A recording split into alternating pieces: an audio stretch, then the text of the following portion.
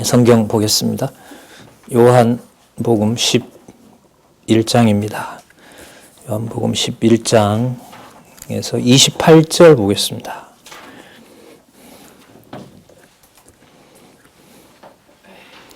요한복음 11장 28절 제가 읽겠습니다. 이 말을 하고 돌아가서 가만히 그 형제 마리아를 불러 말하되 선생님이 오셔서 너를 부르신다 하니 마리아가 이 말을 듣고 급히 일어나 예수께 나아가매 예수는 아직 마을로 들어오지 아니하시고 마르다에 맞던 곳에 그저 계시더라. 30절까지 읽었습니다. 우리 교재는 성경 강론 15권 7744 7744페이지입니다.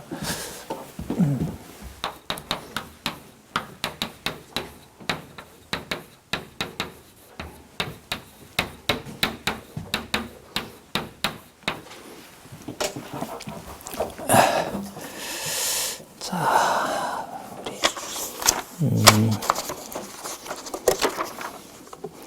우리 7739를 펴셔서요. 우리 11장 내용 11장에서부터 37장까지 내용이 뭔지를 먼저 보고요. 그 다음 계속해서 본문을 봐가도록 그렇게 하겠습니다. 잘 아시는 것처럼 요한복음 1장부터 사도행전 1장 11절까지는 예수께서 구약에 언약하신 메시아이시고 창세전 영원한 하나님의 작정하신 뜻에 따라서 이 땅에 오신 바로 메시아이십니다. 그분의 놀라운 속성, 바로 신성이죠. 그분이 하나님이시라는 사실을 증거하는 내용이 바로 요한복음에서부터 사도행전 1장 11절까지입니다. 사도행전 1장 11절이 되는 것은 여러분들도 아시는 것처럼 예수께서 이 땅에 계시는 기록이 바로 사도행전 1장 11절까지 나와 있기 때문에 그렇습니다. 우리는 지난 시간까지 천례에 의한 신성, 그러니까 하늘에 계신 아버지로부터 아버지께서 보내서 이 땅에 왔다는 사실을 예수께서 증거하십니다. 왜냐하면 바로 그분이 메시아이시기 때문에, 그리고 하나님의 아들로서 하나님 아버지로부터 듣고 본 바를 전함으로 당신이 바로 하나님이시라는 놀라운 사실을 이 땅에서 확증해주고 계시기 때문에 그렇습니다. 그래서 세상에 오신, 바로 이 세상에 오신 하늘에 속한 신성이라는 사실을 우리가 살펴봤고요. 그리고 그 증거가 생명과 빛의 능력을 가지고 계시다는 사실을 지금 저희들이 확인하고 있습니다. 그리고 생명에 대해서 살펴봤고요. 그 다음에 지금은 빛에 대한 말씀을 기억나시리라 보는데요. 바로 현장에서 가늠하다 돌에 맞아 죽어야 될 여인 사건부터 해서, 자, 오늘 사건은 바로 죽은 나사로를 살리는 바로 그 사건을 통해서 당신이 생명의 주인이 되신다는 사실을 확증해 주는 내용입니다. 지난 시간까지 저희들이 이를 봤고요. 이제 나사로를 살리는 부분에 어떤 말씀으로, 자, 예수께서 하늘로부터 오신 바로 신성이시다, 그분이 하나님이시다는 사실을 증거하고 있는지 그 본문의 순서를 따라가는 것이 매우 중요합니다. 그렇게 한번 가보도록 그렇게 하겠습니다. 자, 31절에 보시면 마리아와 함께 집에 있어 위로하던 유대인들은 마리아가 급히 일어나 나가는 걸 보고 곡하러 가는 줄 알았나 봅니다. 자, 마리아가 언니가 일러준 대로 예수님께 왔습니다. 그러면서 첫 마디가 주께서 여기 계셨다면 내 오라비가 죽지 아니하였겠나이다 라고 나옵니다. 그럼 여기서 이제 그 마리아에다 초점을 맞추면 안 되고요. 마리아를 통해서 이제 증거하고자 하는 내용이 있기 때문에 그 마리아가 볼 때 오라비가 죽지 않았다라는 얘기는 이 세상에 속한 얘기인 거죠. 그죠? 육신의 생명이 붙어 있으면 살아 있는 거고 그것이 없으면 죽은 거라고 그렇게 얘기를 하고 있는 겁니다. 그런데 예수님께서는 이미 여러 차례 당신이 생명의 주이라는 사실을 지금 8장에서부터 확증을 해주고 있습니다. 그리고 그 내용의 마지막이 결정적인 이 지상의 최고의 사건을 어디에다가 맞추냐면 죽은 나사로를 살리는 사건에 맞추세요. 그럼 이 말은 뭐냐면 하늘에 속한 분이 아니면, 하나님이 아니면, 창조주가 아니면 죽은 사람을 어떻게 할 수 없죠? 살릴 수가 없는 거예요. 그래서 이런 질문이 가능하죠. 왜 성경 신학에서는 요한복음의 주제를 본성이 신성이심을 주장하면서 이 땅에 오신 부분에 대해서 왜 죽은 나사로를 살리는 사건에 할애를 했느냐. 천례의 신성에 의한 성취 내용이 여러분 11장에서 끝나고 12장부터는 어떻게 되는 거죠? 귀천의 내용이 나오잖아요. 이제 하늘로 가시는 쪽에 맞춰 있는 거예요. 1장에서부터 11장 내용은 이 땅에 오신 예수께서 바로 그분이 하나님이시다. 그걸 지금 확증하고 그 내용의 결론을 뭐로 삼고 있냐면 죽은 나사로를 살리는 사건에 맞추고 있는 거예요. 그리고 요한복음에 이제 곳곳에 나오는데요. 예수님께서 앞부분에 말씀하셨던 내용이 연결이 된다는 것을 계속해서 중간중간에 확증을 해주고 있어요. 이 내용은 뭐냐 하면 이 요한복음을 기록하도록 한 바로 성령의 의도가 예수님께서 앞에 말씀하신 내용이, 그러니까 저기 8장쯤에서 말씀하신 내용이요. 저기 뒤에 13장쯤에 가서 앞에서도 내가 말했노니 이렇게 기록을 하고 있어요. 그러면 본문 내용도 어떻게 된다는 걸 얘기하고 있는 거죠? 연결이 된다는 거예요. 예. 자, 그러면 계속해서 살펴보도록 그렇게 하겠습니다. 먼저 그 25절에 보시면요. 예수님께서 먼저 그 마르다에게 뭐라고 말씀하셨냐 하면 예수께서 가라사대 나는 부활이요 생명이니 나를 믿는 자는 죽어도 살겠고 무릇 살아서 나를 믿는 자는 영원히 죽지 아니라라고 얘기를 하신 적이 있죠. 25절에. 그죠? 예. 자, 그런데 마르다에게 그렇게 얘기했는데 마리아가 와서 뭐라고 하냐면 죽은 것은 죽은 것입니다. 이렇게 얘기를 하고 있는 거예요. 그래서 그 오라비가 안 죽으려면 당신이 계셨어야 되는 겁니다라고 얘기를 합니다. 근데 이미 앞부분에 살아도 죽고 죽어도 산다. 그러니까 생명의 주인이라는 사실을 벌써 얘기를 하신 거죠. 자, 그러면 이렇게 전개가 돼요. 마르다에게 그렇게 일러주셨기 때문에 그 내용을 확증을 하셔야 돼요. 근데 확증을 하는 사건이 이제 죽은 나사로를 나오라라고 하면서 이제 살려내는 거거든요. 그 사이에 무슨 내용이 들어있냐 하면 마리아에게 바로 영생의 주인이 나다는 사실을 이 토크를 통해서 뭐하고 있어요? 알려주고 있는 거죠. 그리고 그게 이어지면서 나사로를 살려내는 거예요. 자, 그러니까 32절 같은 이 명제는 앞부분에 나왔던 11장 25절과는 반대되는 거죠. 예수님께서는 당신이 인자로 오셨지만 하나님으로서 바로 당신이 부활이고, 부활이라는 말은 다시 살려낸다는 거죠. 그리고 당신이 생명의 주인이라는 사실을 증거하셨습니다. 그런데 마리아는 그래도 죽은 건 죽은 거죠. 당신이 계셨어야 죽지 않는 거죠. 그래야 생명이 살아있는 거 아닙니까? 근데 이게 전부 누가 하는 얘기들이에요? 우리끼리 하는 얘기들이에요. 우리끼리 얘기하는 생명인 거죠. 예수님이 마르다에게 이미 말씀하신 내용하고는 거리가 먼 얘기들인 거죠. 그래서 여러분들한테 요한복음의 본문의 연결성은 어느 부분보다 초점을 신경을 쓰셔야 된다고 얘기했을 때 그 연결고리를 우리가 생각하는 상식으로 만들어내려고 하면 된다, 안 된다? 안 돼요. 하나도 없어요. 그런 내용이 없어요. 그러면 요한복음만 그런 게 아니고요. 그게 창세기부터 계시록까지예요. 그러니까 하나님 살아계신 증거, 그분의 영광을 찬양하도록 한다는 것에 목적을 두지 않으면 성경의 고리는 다 끊어져요. 다 끊어져요. 예. 그래서 이제까지 분산되고 해체되어 왔던 거죠. 성경이. 예. 자, 33절.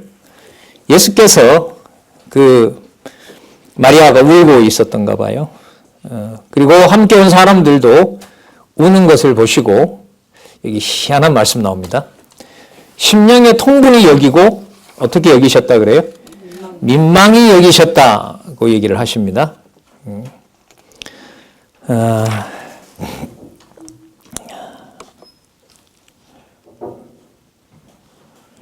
이 주석은요,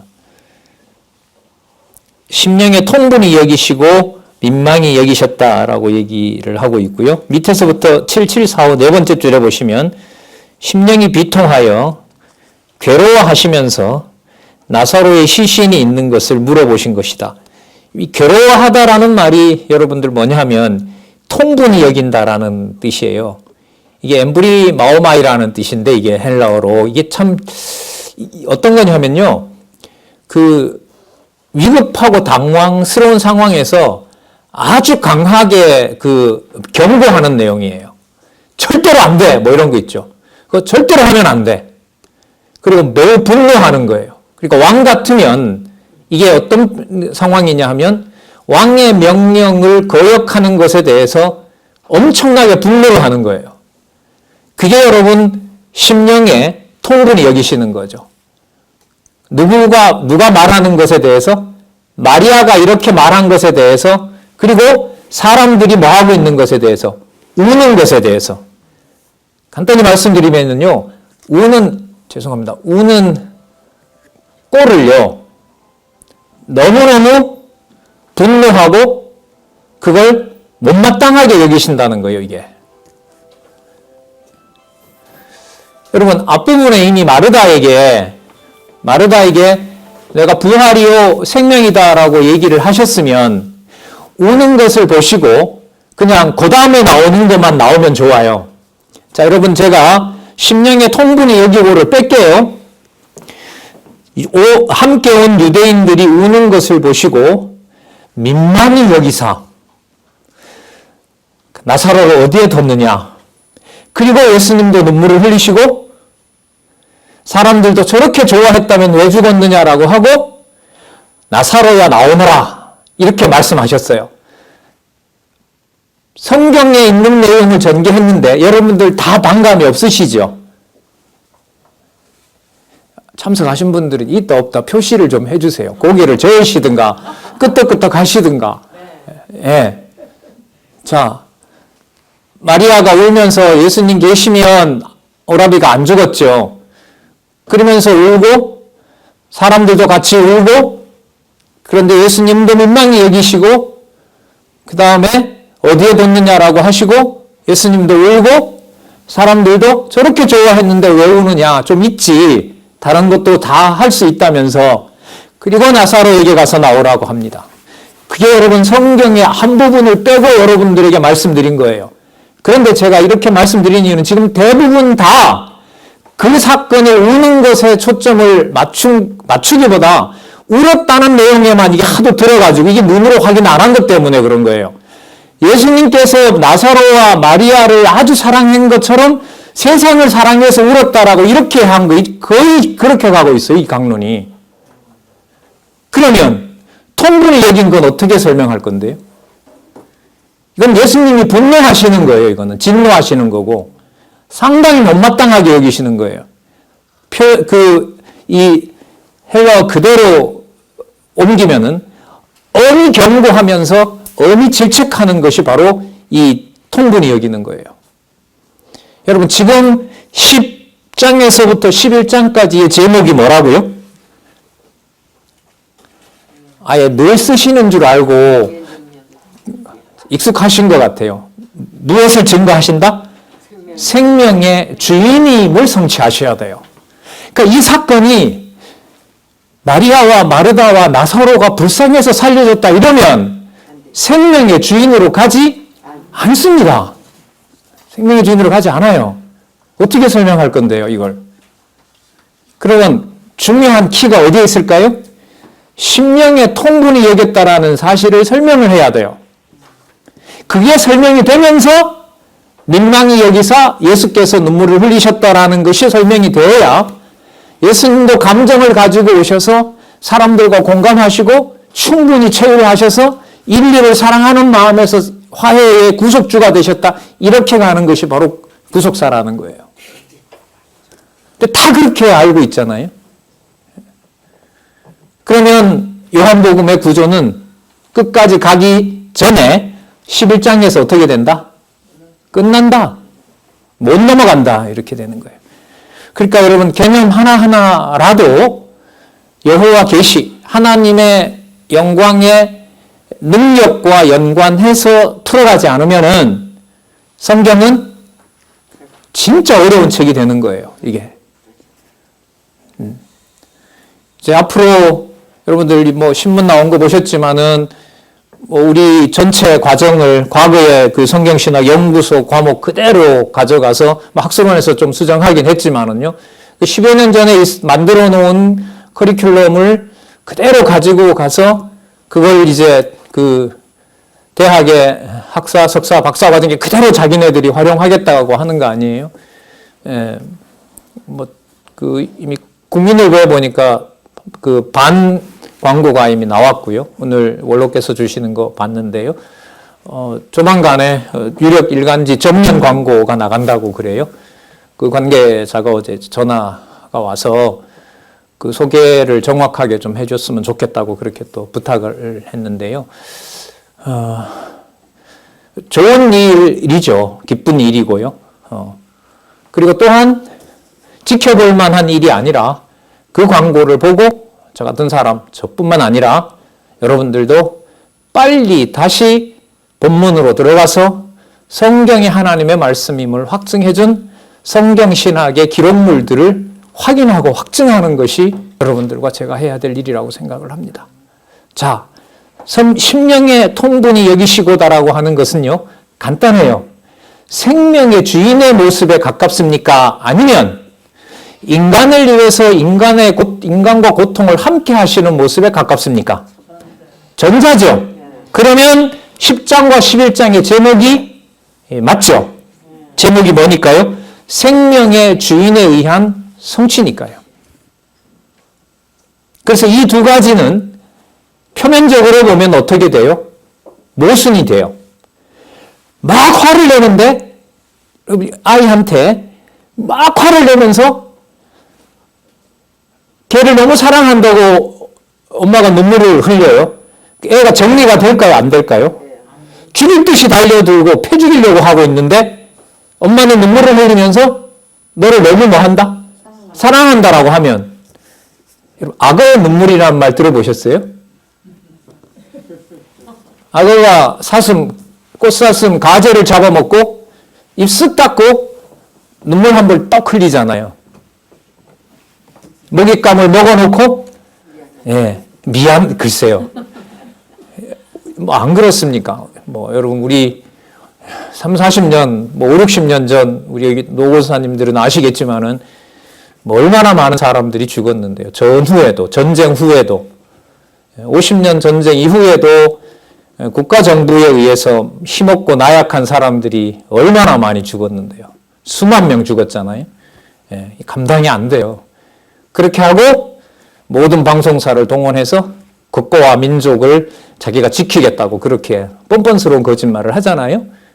이른바 그런 걸 보고 악어의 눈물이라고 그래요. 이 정리가 안 돼요, 이게. 안 돼요. 그럼 정리가 되려면 적어도 10장과 11장이 다 나와야 되고 앞으로 더 가서 8장에서부터 현장에서 가늠한 여인을 살려주신 이후에 말씀하시는 내용들로 계속 따라가야 되는 거예요, 이게.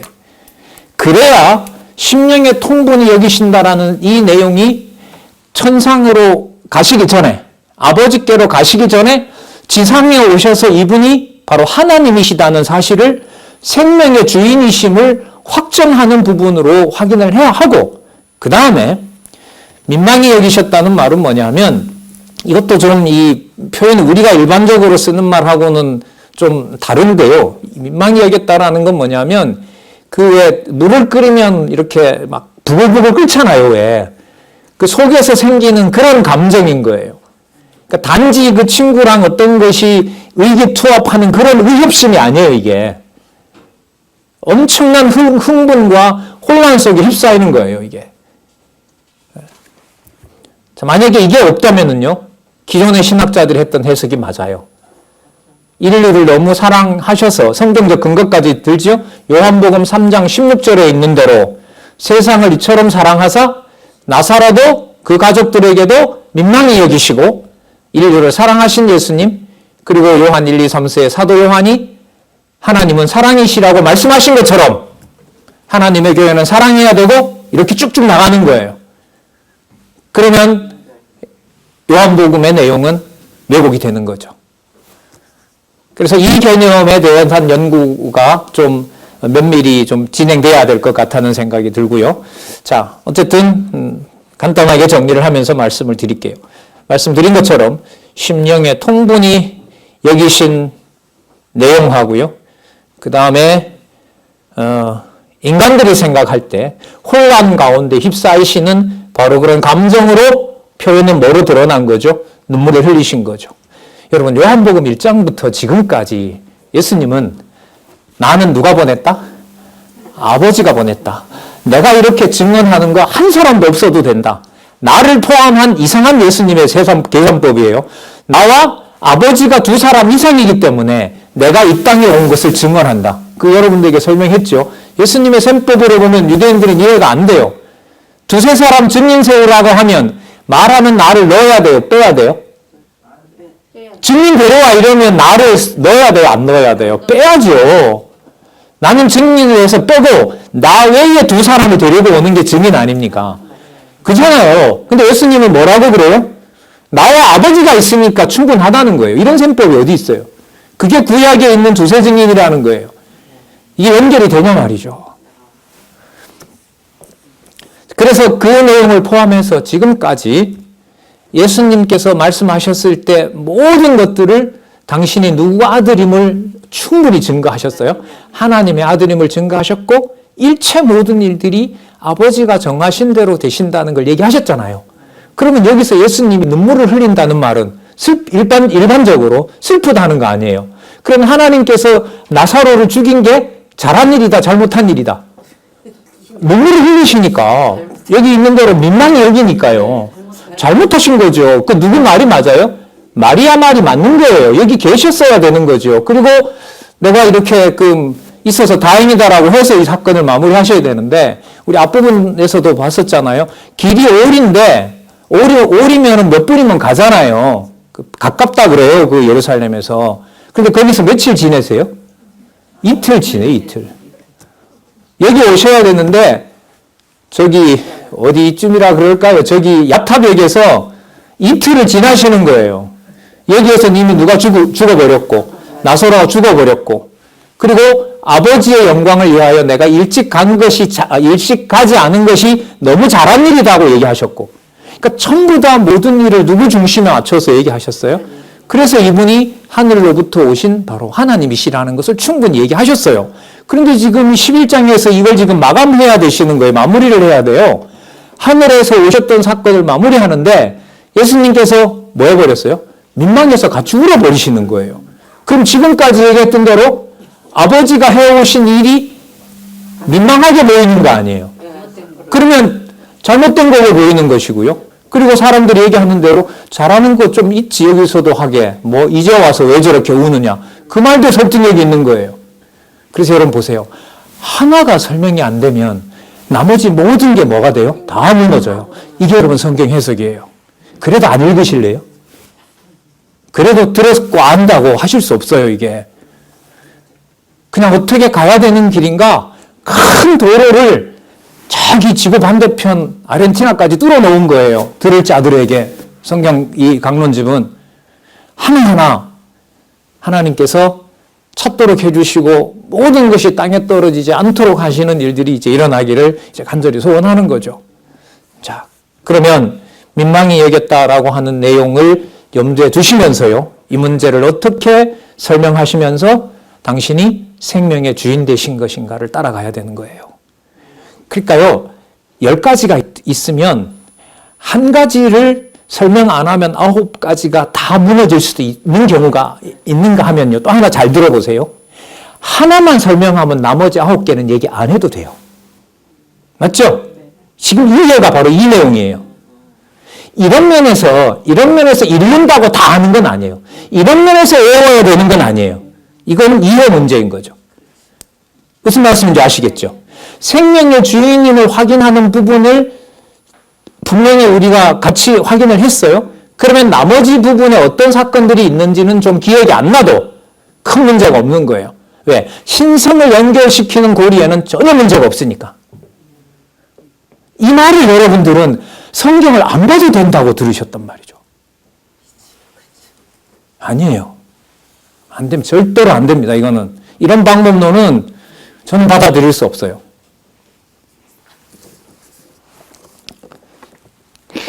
자, 35절. 예수께서 눈물을 흘리시더라. 그 민망히 여기시고 뭐 했다고요? 눈물을 흘리시더라. 그렇게 분노해놓고 이걸 어떻게 설명을 하죠? 자, 35절은요. 아버지에 대한 섭섭한 눈물이 아닙니다. 아닙니다. 이건 예수께서 이 땅에 오셨다는 천례라는 사실을 설명을 합니다. 왜? 이 땅에 오신 육신의 몸을 가지고 오셨으니까 사람들의 본성처럼 감정이 있으시고 뭐 하시는 거예요? 눈물을 흘리시는 거예요. 그 다음 그게 천례라면은요. 신성은 뭐냐 하면 아까 33절에 말씀하신 대로 뭐하게 여기시고 통분히 여기시고 그 다음에 민망히 여기심으로 당신이 그 우는 자들에 대해서 그것이 아니다라고 하는 것을 보여주시는 천례 다음에 있는 무슨 성? 신성을 증거해서 자 무슨 주인? 생명의 주인임을 말씀하시는 거예요. 그러니까 35절은 분명히 천례했다. 왜? 요한 2서에 가면 이 사도 요한을 통해서 기록해 놓은 요한 2서에 가면 그 적그리스도가 어떤 자가 적그리스도라 그랬죠? 예수께서 이 땅에 육신의 몸을 입고 오지 않았다고 부정하는 자들, 가현설자들이라 그러죠? 그들이 바로 적그리스도인 거예요. 그러면 지금 35절의 내용은 사도 요한을 통해서 분명히 기록해 놨죠. 예수님 얼굴에서 뭐가 떨어지는 걸 본 거죠? 눈물이 떨어지는 걸 본 거예요. 귀신, 이게 무슨 뭐 환상처럼 이렇게 된 게 아니란 말이죠. 이 땅에 오신 것을 증거하는 거예요. 자, 우리는 너무 멀리 떨어져 있어서 그렇죠. 요한복음이 한 95년경에 기록이 됐는데 예수님 승천하신 지 30년이 지났고 사도들 다 죽고 오순절 성령에 함께 체험했던 사람들 다 죽고 사도 요한은 잡혀서 밤모섬에 가 있고 요한 그 로마 군인들이 돈 주고 예루살렘에 퍼뜨리고 바리새인들이 퍼뜨렸던 대로 예수님의 시체는 제자들이 훔쳐갔다. 어떤 게 더 맞을까요? 예수님이 승천했다와 유대인들과 바리새인들과 사기교인들과 로마의 군인들이 예수님의 시체를 훔쳐갔다. 제자들이. 나중에 그걸 보지 않은 사람들은 누구 말을 믿을까요?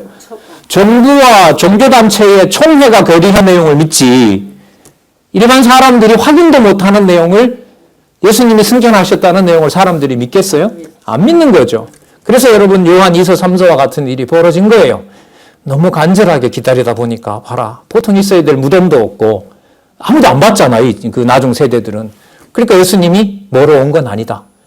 육신의 몸을 입고 이 땅에 온 건 아니다. 그래서 이 초대교회에서는 이건 굉장히 심각한 문제였던 거죠. 지금이야 2000년 전 사건이니까 봐도 되고 안 봐도 되고 뭐 별 문제가 안 되는 거예요. 우리에게는. 그런 상황이 아닌 거예요. 이게. 자, 그래서 35절은 예수께서 눈물을 흘리신 내용은 분명히 뭐 하신 분이다? 천례하신 분이다. 하늘에서 이 땅에 오신 분이다. 33절 내용은 천례에 어디에 강조를 한다고요? 신성이다. 신성이다. 이 사건이 11장에 나사로 살리는 사건에서 그야말로 클라이막스를 이루는 거예요. 그래서 1장에서부터 11장까지 하늘에 계신 분이 땅에 오셔서 이분이 바로 하나님이심을 증거한 내용으로 단락이 11장에 나누어져야 된다. 여기에 저는 동의하는 겁니다.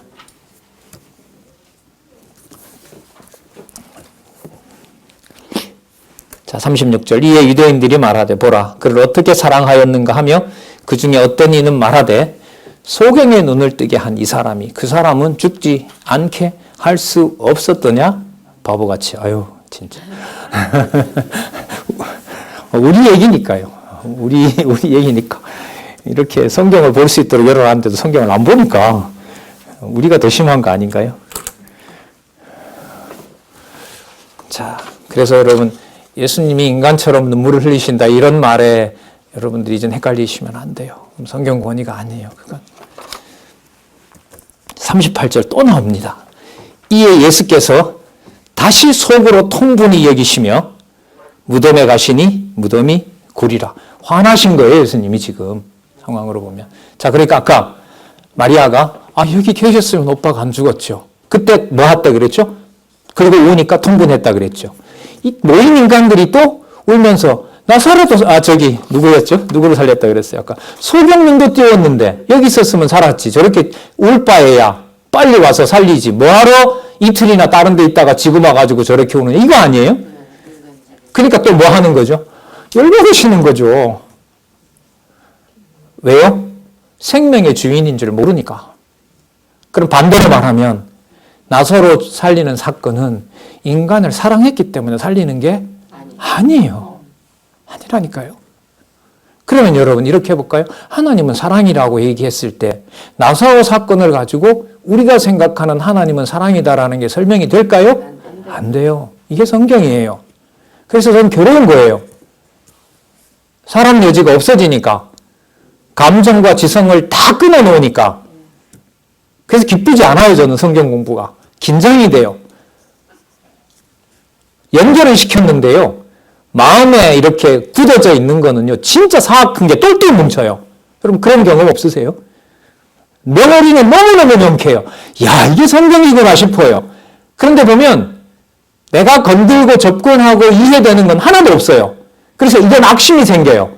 누구의 여지를 안 남겨주니까. 내가 좀 해야 되잖아요. 38절 이에 예수께서 다시 속으로 통분히 여기시며 무덤에 가시니 무덤이 구리라. 돌로 막혔거늘 예수께서 가라사대 돌을 옮겨 놓으라 하시니 그 죽은 자의 누이 마르다가 제일 처음에 부활이요 생명이요 들었던 여인이에요. 인물에 초점을 맞추시면 안 돼요. 여기 마르다가 나오면 앞부분에 마르다가 나왔다 이게 아니에요. 앞부분에 생명이요 부활이라고 들었던 마르다가 이렇게 되는 거예요. 연결을 그렇게 시키는 거예요.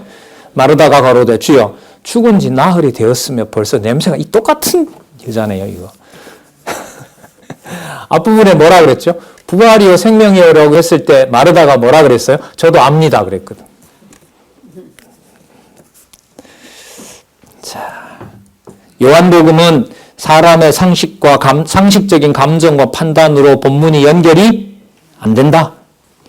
예수께서 가라사대 내 말이 내가 믿으면 하나님의 영광을 보리라 하지 아니하였느냐. 이미 내가 너한테 얘기한 거 아니냐 이거.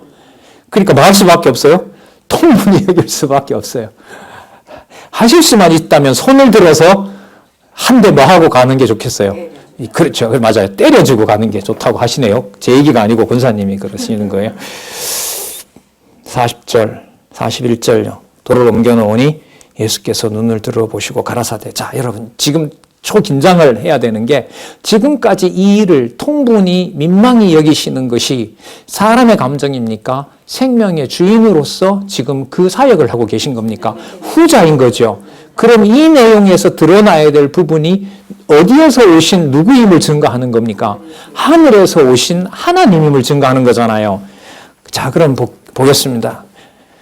보래 보시고 가라사대 아버지여, 진짜 아버지여, 내 말을 들으신 것을 이게 나오려고 아까 예수님께서는 통분히 여기시고 민망히 여기시고 바보 같은 자들의 내용을 3번이나 여기다가 기록하도록 하시고 당신이 하늘에 속한 분이 분명히 땅에 왔다는 것을 울었던 눈물로 확인하고 누구에게?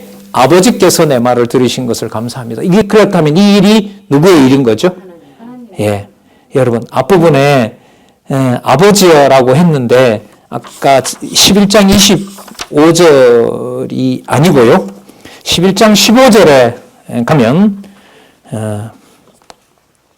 11장 4절에 한번 가면 지난 시간에 11장 4절을 봤기 때문에요.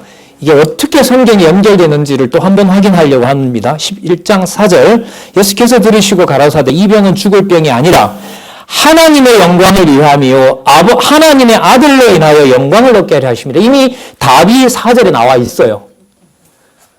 그러면 그 내용하고 지금 읽었던 11장 41절 내용하고 연결시키면 돼요. 그러므로 예수님께서는 누구 이름을 불러서 감사하고 있다? 하나님. 아버지 이름을 불러서 감사하고 있다. 중간 부분은 그런 의미에서 빼도 돼요.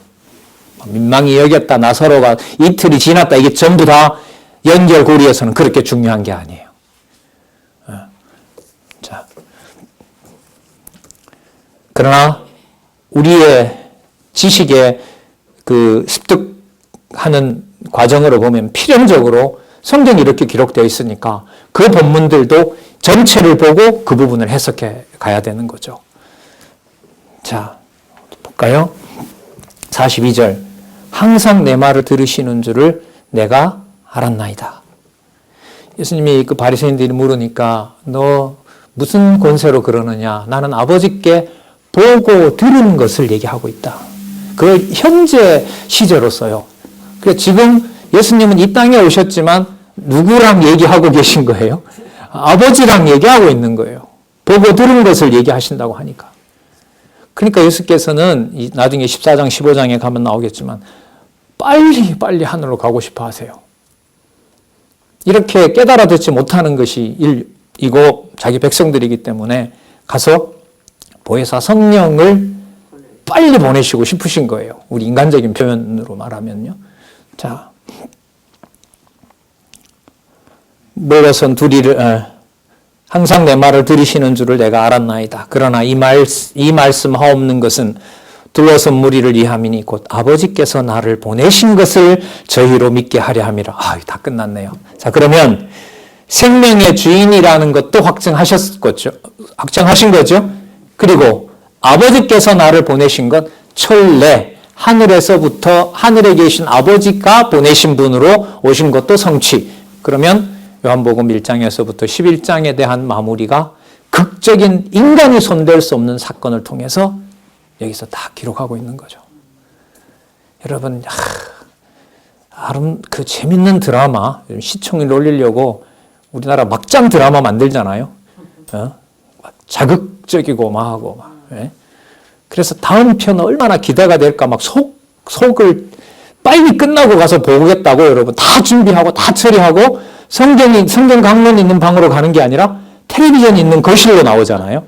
보이겠어요? 이게 누구 얘기인지는 분명히 이게 누구 얘기거든요. 예, 그것도 여러분 그렇게 온종일 기다리게 하는데 말이죠. 예. 성경의 순서에 한번 편집을 보세요. 이게 사람의 편집인가 말이죠. 제자들이 다 사후에 요렇게 배치했다. 이걸 무슨 수로 인간이 배치를 해요. 말이 안 되죠. 43절 이 말씀을 하시고 큰 소리로 나서라! 나오라는 여러분들 한번 해보세요. 나오라 부르시니 죽은 자가 수족을 배로 동인 채로 나오는데 그 얼굴은 수건에 쌓였더라. 예수께서 가라사대 풀어놓아 다니게 하라 하시니라. 여러분 그 다음에 뭐가 나올까요? 아까 그 앞부분에 그 울고 어리석은 얘기했던 거 나왔잖아요. 그리고 예수님께서 자 우리가 확인한 대로 생명의 주인이심을 확증하시고 자 본문에 있는 대로 아버지께로 오신 분임을 확증했으니까 그 다음에 나오는 내용은 어리석은 소리 보다가 이렇게 확증이 됐으니까 더더욱 위로 올라가는 어디로부터 오신 분? 하늘에서 오신 분 내용이 나올 거예요.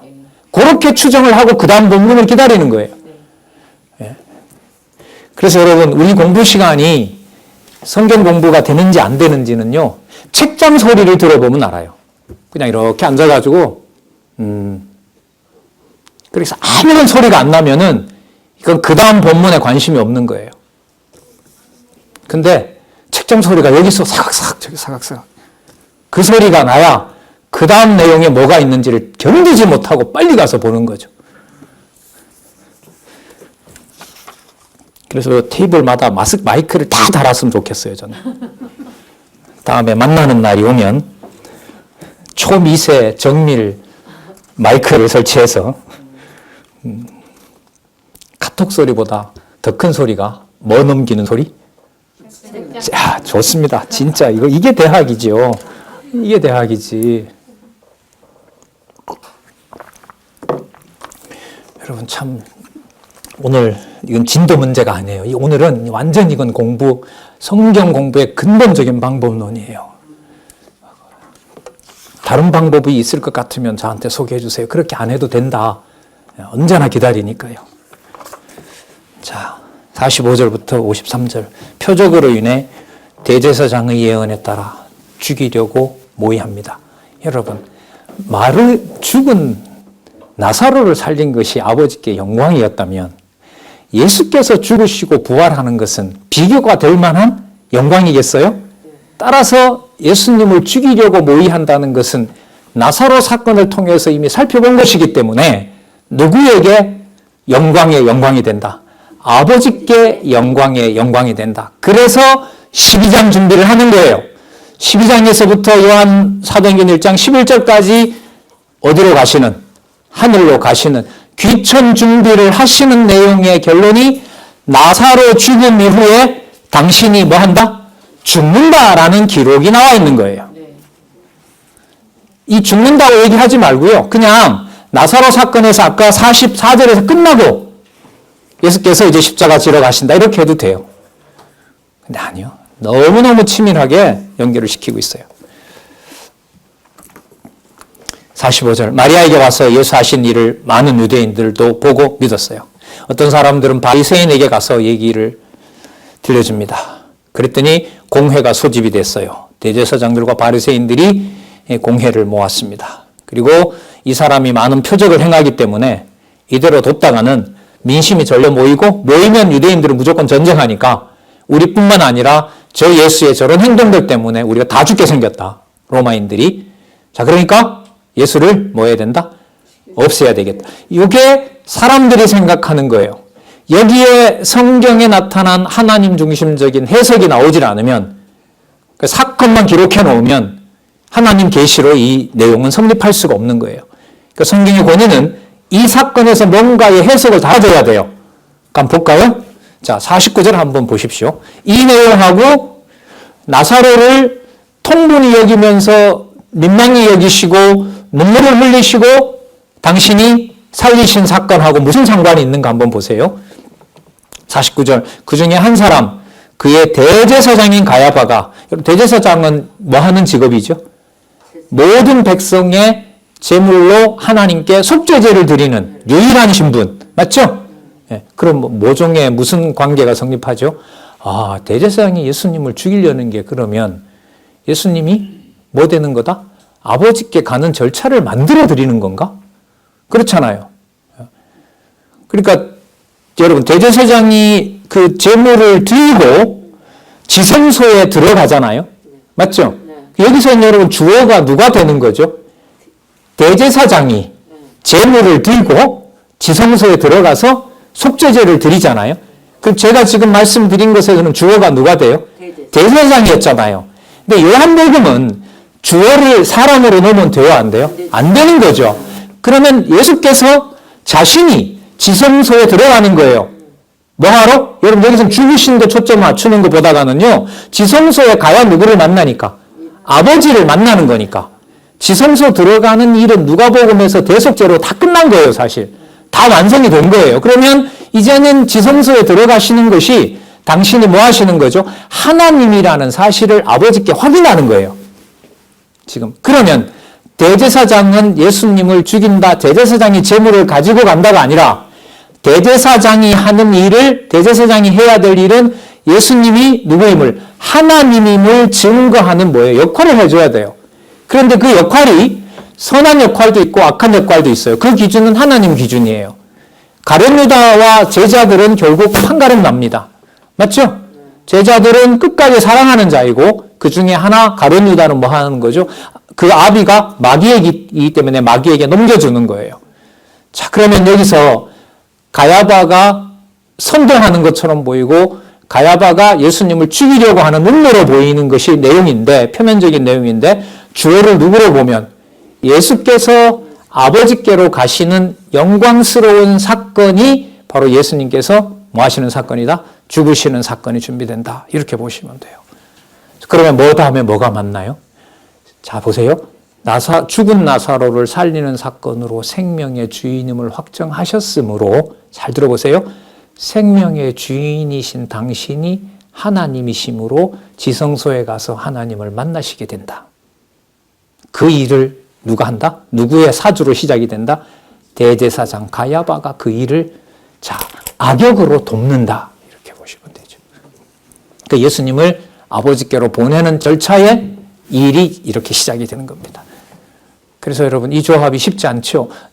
죽은 나사로를 살린 사건 다음에 왜 가야바가 예수님을 죽이려고 음모한다라는 내용이 나오지? 그게 연결인 거잖아요, 지금 보는. 자, 성경이 답을 명확하게 해주고 있죠. 50절. 한 사람이 백성을 위하여 죽어서 온 민족이 망하지 않게 되는 것이 너희에게 유익한지를 생각지 아니하는도다. 이 사람은 사람 생각이죠. 한 사람을 죽여서 다른 사람 다 살리자. 그럼 이게 무슨 사건이 되죠? 예수께서, 주어가 예수께서 당신이 아버지의 아들로 오신 하나님이시므로 당신이 아버지께 가서 당신에게 속한 자들을 전부 뭐 한다? 살려주는 내용이다. 이렇게 보시면 되죠. 누구를 살린 것처럼, 누구도 살린 것처럼, 어떻게 된 누구도 살린 것처럼, 어떻게 된 죽어버린, 그렇죠. 죽어버린 나사로도 살린 것처럼 생명의 주인인 당신이 아버지께 가서 아버지에게 속한 자가 나사로뿐만 아니라 다른 자도 있다는 사실을, 앞부분 마르다에게 얘기했던 대로 생명이요 부활이요라고 시작했던 말을 완성하는 사건이 되므로 가야바의 입에서 예수를 뭐하자? 죽이자라는 말이 나왔다. 이렇게 해서 11장 전체가 묶이는 겁니다. 51절. 이 말은 스스로 함이 아니요 그 해에 대제사장이므로 예수께서 그 민족을 위하시고 또 그 민족만 위할 뿐 아니라 흩어진 자녀 하나님의 자녀를 모아 하나가 되게 하기 위하여 죽으실 것을 미리 말함이로라. 그러니까 가야바는 악심해서 죽이려고 하는 건데 그 일이 뭔 일인지도 몰라요, 자기는. 그러니까 여러분, 교회에서 가정교회를 포함한 내 일이 사소한 일이다라고 하면 이건 큰일 나요, 교회 개념에서는. 아이, 뭐 내까지 게 무슨. 아니요, 그런 말 안 돼요. 통하지 않아요. 진짜 함부로 할 일이 아니에요. 내 같은 게 뭐 겨우 저렇게 강론하는 사람들이야 그래도 교회 일에 관여하지, 뭐 가끔씩 나오는 내가, 아니요. 말이 안 맞습니다. 그런 말은 사전에 없습니다. 성경신학 사전에는 없어요. 이렇게 악한 자의 일도 하나님께서 정하신 대로 해가시는데, 53절. 이날부터는 저희가 예수를 뭐 하려고 한다? 죽이려고 하느니라. 뭐 하게 하려고요? 뭐 하게 하려고? 위로 올라가죠. 세상의 주인이 예수 그리스도이심을 확증하기 위하여. 그래서 아까 여기 있는 대로요, 흩어진 하나님의 자녀를 다 모으려고. 자기가 모으는 것이 아니라 아버지께서 하시는 일이라는 걸 알리려면 누구한테 쉽게 말하면 보고해야 돼요. 아버지께 보고해야죠. 그 아버지께 보고해서 지금 이 일이 아버지 일이라는 걸, 아버지의 영광임을 얘기하셔야 되잖아요. 그러니까 누구한테 가셔야 되는 거죠. 그 아버지한테 가셔야 되는 거죠. 그러니까 대제사장만 들어갈 수 있는 지성소에 당신만 들어가셔야 되는 거죠. 그럼 대제사장의 역할이 무엇이었는지는 마태복음 제사직, 마가복음 높으신 분, 그 다음 누가복음에서 대속사역으로 이미 3번에 걸쳐서 확증을 해온 겁니다. 그 바탕 위에 대제사장이라는 이름이 또 나오기 때문에 이것은 마태, 마가, 누가복음의 바탕을 둔, 누구이심을 세상의 주인이신 바로 하나님이시라는 사실을 확증하는 개념으로 요 말씀들을 우리가 이해하는 것이 좋습니다. 54절부터 57절요. 우리 다음에 넘어가는 연결고리로 두고요.